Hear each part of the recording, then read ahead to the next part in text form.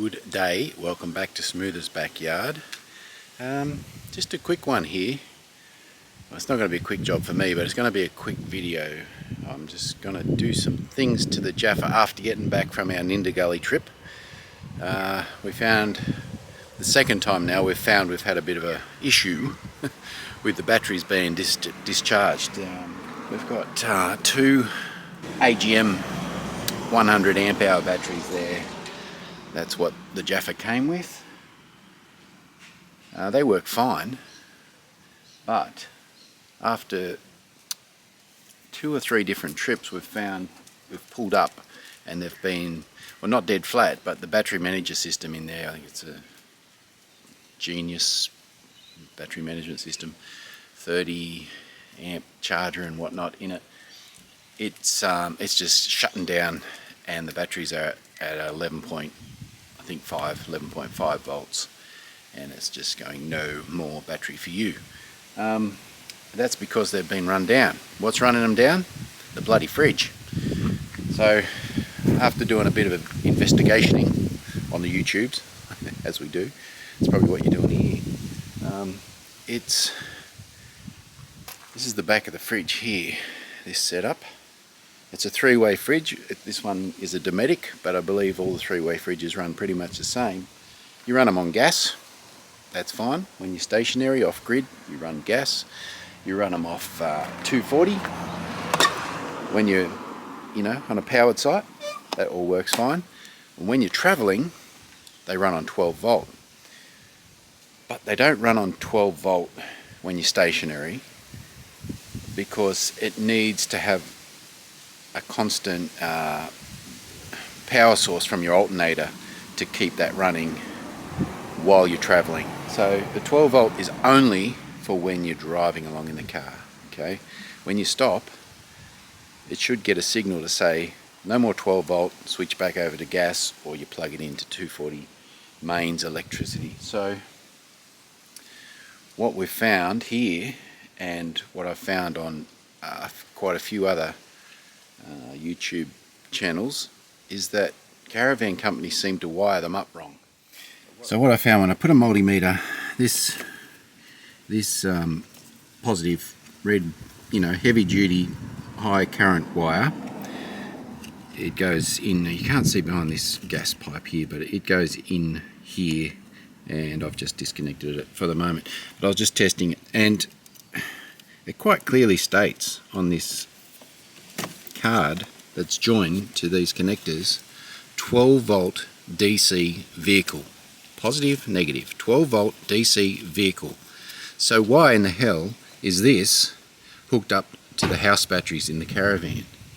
Which it is. Yeah, you put a multimeter on there, the car's not connected, this has 8 volts from those batteries down there going to it constantly, all the time. It doesn't even switch off with the main switch or anything. So it 100% of the time is getting power from those house batteries. I believe that to be wrong, and it actually says it here. It says 12 volt DC vehicle, not caravan, not house. Over this side it says 12 volt DC house. That's because these two wires here probably run like your fridge light and your control panel. They need to be powered all the time because you want to run it on gas. But these two, this positive and that negative, should run directly to the car, nowhere else. So I'm going to sort that. We're going 0 volts there. That's earthed over there. Touch here. 13.7 volts. And the car is not hooked up. There's nothing hooked up here. So there should not be any power running to that. Trip down to J Car and I picked up myself some blue Anderson plugs. There's a reason why I got blue, I'll tell you that in a minute. I've got a MIDI fuse holder and a MIDI fuse and some terminal ends, and I've got a bit of It's essentially double insulated 6 BNS cable. Actually has a spare couple of little wires in there, but I'm not going to use those. But this was actually what they had available, and it was a bit cheaper than buying the single strands of the black and the red. This all came as one at a cheaper price, and it's double insulated. You've got your red and your black insulator on the wires, and then you've got this outer insulation. So I thought that'd be pretty good for the job. But the real bugger is all that wiring that's existing is internal in the wall cavity. You can't get to it. You can't trace those high current wires to the fridge through the walls. Or when I've tried to trace them, they seem to be interlinked with all the 12 volt power. So it doesn't matter where I put the ohms meter, it's got flow. So I can't trust that. So I need to have a dedicated line from the car to the fridge, and I'm going to have to run it through the chassis, through the A-frame. My idea is it'll come out of the main part of the A-frame chassis here, and it'll go straight up from there, like these two do. This is bad too. Look at that. You've got conduit on the brake power. It doesn't even go into where it rubs here on the frame. That's quite sharp, that. So I'm going to have to extend that conduit into the frame, at least, you know, half a foot, and tape that on there. So that's a little job to do as well. But yeah, I'll come out of there and I'll go straight up under here through the floor. And once I'm through the floor, so this is the little water pump cupboard under the stove. There's your wheel arch there. So it'll come up just in front of the wheel arch. I can actually get my hand down through there, come up through the floor, run it across the top of the wheel arch into the next cupboard. The next cupboard has baked beans, but it also has a gap, and you can see light over there. That light is where I have the grill off the back of the fridge. So yeah, I can get right through to the back of the fridge, inside, under the cupboards, but over the top of the wheel arch. But the real bug is going to be, I have to have it come out here, obviously, at the front of the A-frame. We've got these two holes here where all the existing wiring runs. What I think I'm going to do is, I've got this red Anderson plug which runs my Alco sway braking system, whatever you call that, stability control. I've just taken the Anderson plug off. I'm actually going to use this wire to pull through, use it as a pull through the A-frame. I've got a piece of rope. I'm going to tape the rope to the wire, pull it back through. So I'm going to pull the wire through, then I'm going to tape my new wire, my 6 BNS double coil, dual coil wire, along with this. I'll take the rope through with this one, so it'll pull it out, and then I'll pull both wires back with the rope, if that makes sense.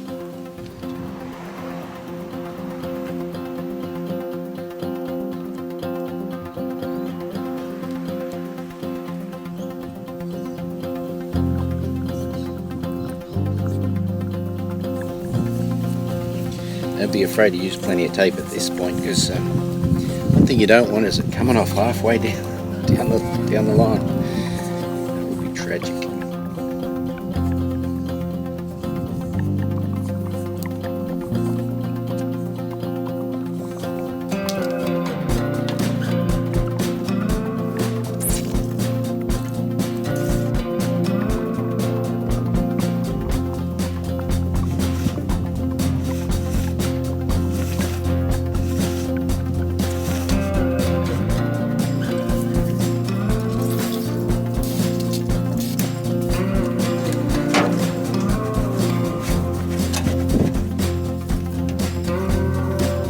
Tied a knot in the end.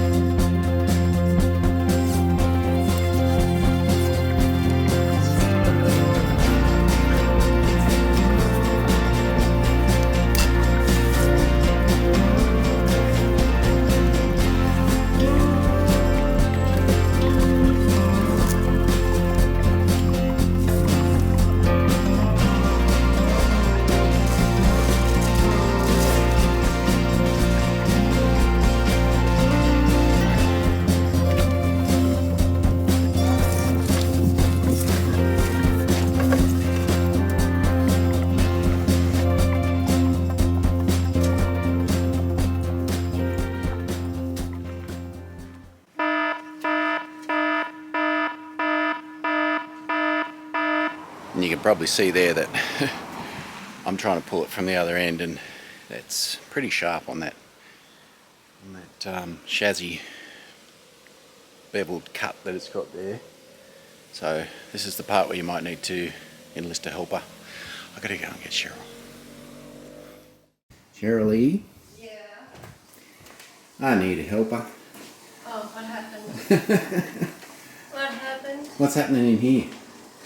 Well, I'm attempting to pressure can chicken soup for our next adventure in the van. Yeah. So if you watched the first Ninda Gully one, we showed some preserved mince, which was a what was Sloppy Joe. Yeah. Could be anything, chili con carne. This one is chicken soup, but it can be versatile and made into chicken pie, or I don't know what else yet. We'll make it up. And what's this contraption?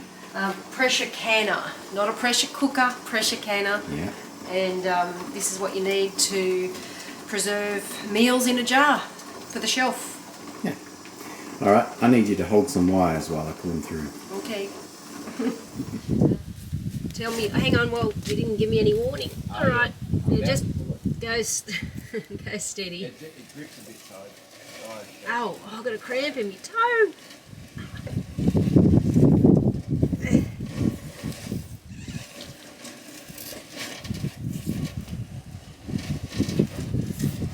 God, I hope you know what you're doing. Yeah, hang on. Yep. Okay, keep going. Oh, hang on, I've roped myself. Oh. Okay, keep going. Yep.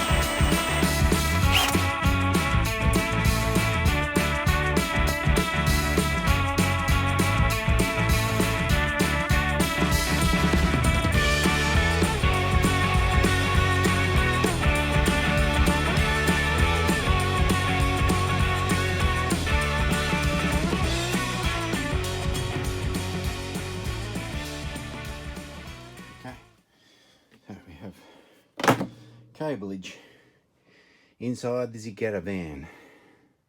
Okay, from inside underneath the stove I got this cable through.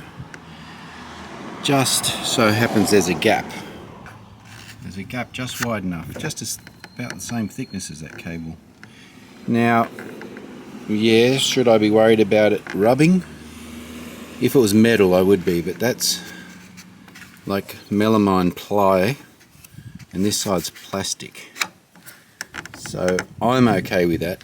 It's my caravan, so they're nice and secure in there now. That's tucked away. I'm just going to cap these off, a couple of electrical caps, a couple of old ones that I had spare. Pop those on there and just cap them off and tape them up and basically make them obsolete.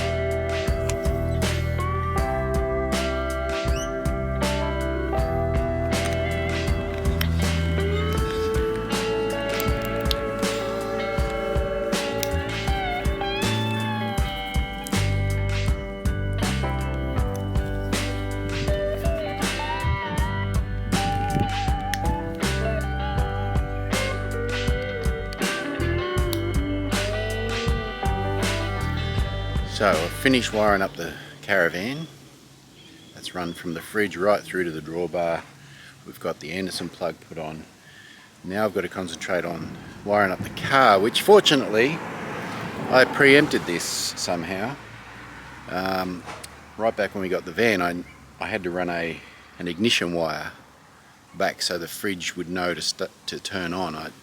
I knew I didn't have that, so I ran from up under the bonnet here right back through to the 12-pin plug, an orange wire to trigger the ignition for the fridge to start on 12 volt. Now, I didn't know how the caravan was wired or how it worked at that stage, but I knew I needed the 12 volt trigger wire, so I ran that. But I must have had something in the back of my mind, because I actually ran a 6 BNS positive cable along with it, because I thought if I'm running wire, and I was running it down the passenger side of the car through all the, through all the ductwork of the car, I thought I may as well run a heavier wire back there in case I need it. So from the cranking battery here right through to the back of the car, through to where the 12-pin plug is, I actually ran this wire back then. Didn't even know I needed it really. I just thought, well, if I'm running a thin wire, the little orange one that you can't see, I may as well run a heavier one along with it, because I've run conduit all the way down there, just in case I wanted a spare positive wire down the back. So here we are. I actually needed it.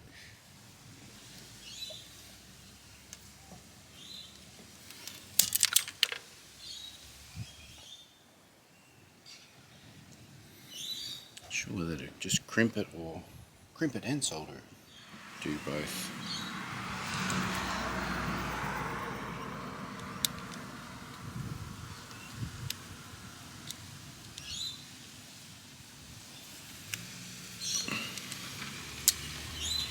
Crimped.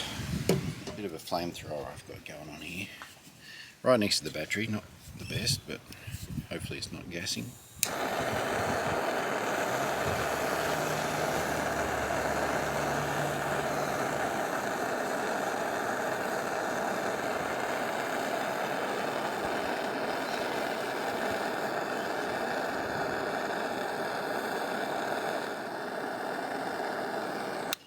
There we go.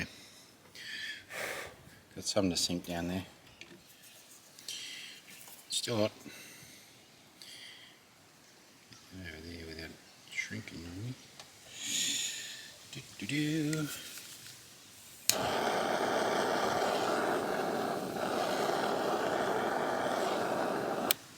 There we go. 30 amp MIDI fuse. Okay. Right. Universal socket. Vice grip. Universal tool for everything. I just picked up some of this braided conduit. I was just after the plastic stuff, but they didn't have any, so I thought, well, I'll give this a go. This is the wire we've just put in. It's got a bit of play, and I'll just feed that onto there and actually send it down the tube a good way. At least, 300-400 mil down there. The rest of it I'll feed on up and over that rail to about where it goes up through the floor. Get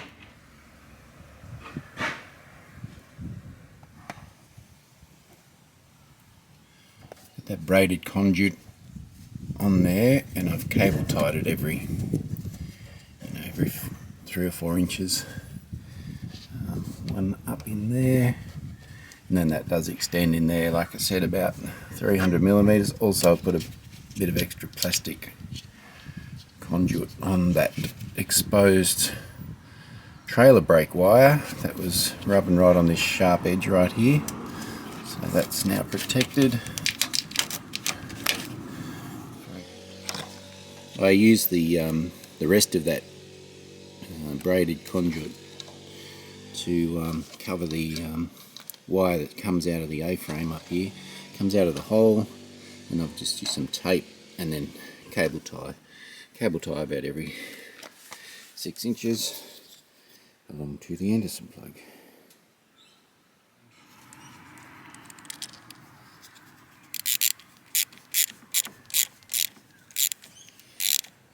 .30 amp MIDI fuse in place. I presume that's the right one. All the fuses in the Caravan are 30 amp except for one 20 amp one there, but I don't know exactly what that's for, but 30 seems right. Someone will tell me if it's not, I'm sure. So we've got the MIDI fuse. We should now have power back at our blue Anderson plug at the back of the car. Right, yeah, now time to check that the power is running right through to here. 12.57 volts.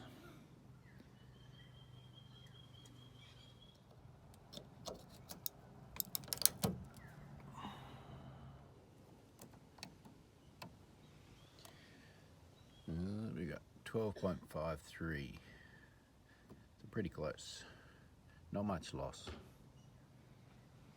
While we're here at the Anderson plug end of things, I said I would explain why I've got a blue one. I've got a blue one primarily because I already have a red one and a grey one, and you don't really want to mix them up. So our grey one is the traditional, hook it up to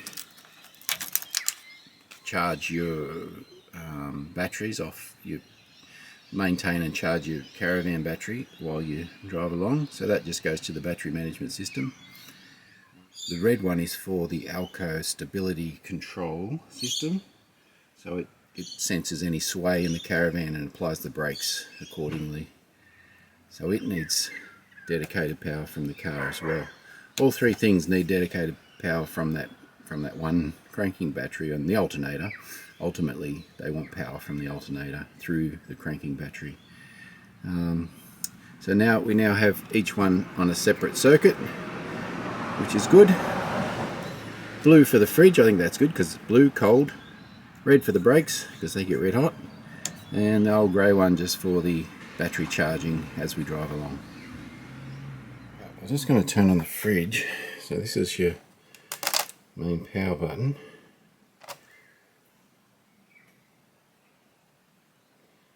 And it should be set to auto at present. It's trying to ignite off the gas. Okay, and that's what it does. Normally, I can hear it ticking outside. The gas is not turned on, so it won't.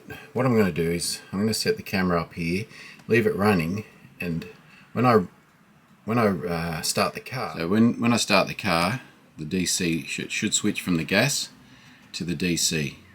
Now that won't cool the fridge down from a standing start because the fridge has been off. But what it will do while you're traveling is maintain the coldness of your fridge.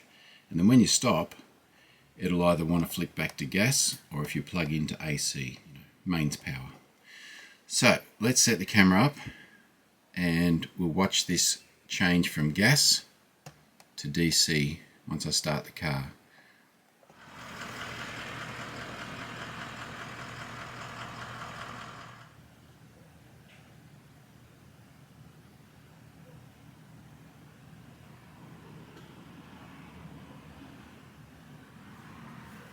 So there we have it. Hopefully, problem solved. We shouldn't have any more drained batteries. I don't know why they wire them up wrong. It's crazy. Like, you think caravan companies building caravans for a living, quite prominent branded caravans, they should be employing 12-volt technicians, if not auto electricians, that actually know what they're doing. I mean, the back of the fridge says DC vehicle, and they had it hooked into the Caravan batteries. It doesn't work that way. So it was obvious. I mean, I didn't know that, but I learnt it because we kept draining our batteries while we were driving. We'd pull up and have no power in the 12-volt system, and I'm pretty sure this was the cause. So I've done all that work. I think I spent about $200 on product, just on bits and pieces to get that done. I'm a backyarder. I'm not an auto electrician. I'm not any sort of electrician, but a bit of common sense and a bit of research. You know, there's plenty of stuff online about this sort of thing. So that seems to have got it done. You know, I rate my own work, but obviously, like I said, I'm not a Sparky. I'm not an auto electrician. Somebody out there might have watched this and said, you've done this wrong or you've done that wrong or something or other.